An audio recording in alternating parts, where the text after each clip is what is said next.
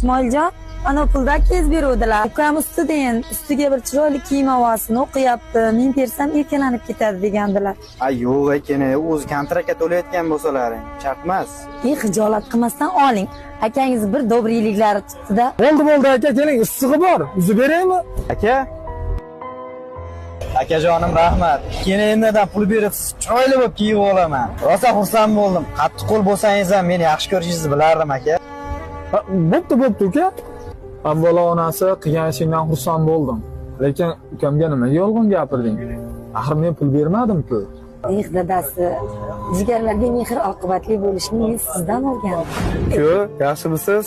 O'g'limni kontraktga pul to'lashim kerak edi. Uyda bir novvos bor, shuni siz olsangiz. Bilaman sizda pul bor. Ey aka, hali novvos pulni to'ylarga ishlatasiz. Ha, men sizga berganamanmi? Berib tur desangiz berib turaman aka. Aka, topganda beraverasiz. Bermasangiz ham roziman. Sizni singlingizni olib men kam bo'lganim yo'q.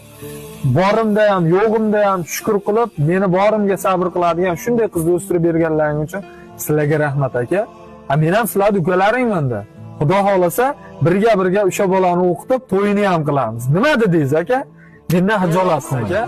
Siz o'sha kuni akamga qilgan yordamingizdan juda xursand bo'ldim. Men ham ukangizga shunday qilib, sizni xursand qilgim keldi.